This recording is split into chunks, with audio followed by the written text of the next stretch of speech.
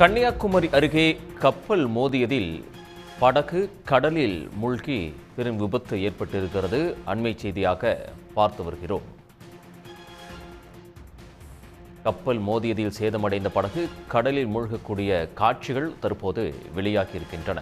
விசைப்படகில் இருந்த மீனவர்கள் 9 பேரை அந்த வழியாக சென்ற சக மீனவர்கள் மீட்டு கரைக்கு அழைத்து வருகிறார்கள். கன்னியாகுமரி அருகே கப்பல் மோதியதில் சேதமடைந்த படகு தற்போது கடலில் மூழ்கக்கூடிய காட்சியை பார்த்து வருகிறோம். குளச்சல் மீன்பிடி துறைமுகத்திலிருந்து மீன்பிடிக்க சென்ற விசைப்படகு மீது கப்பல் ஒன்று மோதி விபத்தை ஏற்படுத்தியுள்ளது. கூடுதல் விவரங்களை வழங்குவதற்காக செய்தியாளர் கணேஷ் இணைகிறார். கணேஷ், விவரங்கள். நிச்சயமாக, அதாவது குளச்சல் மீன்பிடி துறைமுகத்திலிருந்து எட்வர்டு அப்படிங்கிற ஒரு நபருக்கு சொந்தமான பரலோக மாதா அப்படிங்கிற விசைப்படகுல 9 நபர்கள் மீன்பிடிப்பதற்காக ஆழ்கடல் பகுதிக்கு போயிருக்காங்க. அவங்க குளச்சல் பகுதியிலிருந்து 20 கடல் நாட்டிக்கல் மைல் தொலைவில் தெற்கு பகுதியில் மீன்பிடிச்சிட்டு இருக்கும்போது காமரோஸ் அப்படிங்கிற ஒரு தீவில் பதிவு செய்யப்பட்ட NUS அப்படிங்கிற மோட்டார் டேங்கர் எண்ணெய் கப்பல் இந்த விசைப்படகு மேல மோதின பிறகு நிப்பாட்டாம அப்படியே போயிட்டாங்க.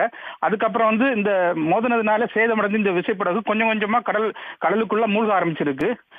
இதை பார்த்துட்டு அந்த வழியாக வந்த சக மீனவர்கள் மீன்பிடி வலையை விரிச்சு இந்த படகுக்கு உள்ள இருந்த 9 நபர்களையும் காப்பாத்திருக்காங்க. தொடர்ந்து அந்த கப்பல் முழுவதுமாட்டு கடலுக்குள்ளாடி கொஞ்சம் கொஞ்சமா மூழ்கி போயிடுச்சு. தற்போது அந்த காட்சிகள் தான் நமக்கு கிடைச்சிருக்கு. தற்போது அந்த மீனவர்களை காப்பாத்தி கரைக்கு கொண்டு வந்துட்டு இருக்காங்க. அவங்க கரைக்கு சேர்ந்த பிறகுதான் முழுவதுமாக என்ன நடந்தது அப்படிங்கிற முழு விவரங்கள் தெரிய வரும். கணேஷ், தகவல்களுக்கு நன்றி.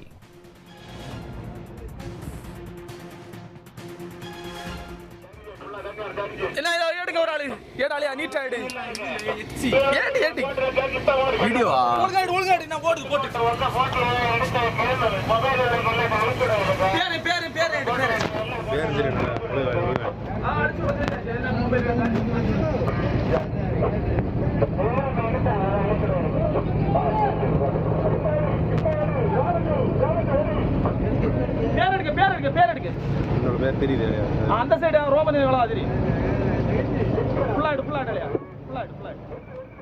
உடனுக்குடன் செய்திகளை தெரிந்து கொள்ள சன் நியூஸ் பெல் ஐகானை கிளிக் பண்ணுங்க.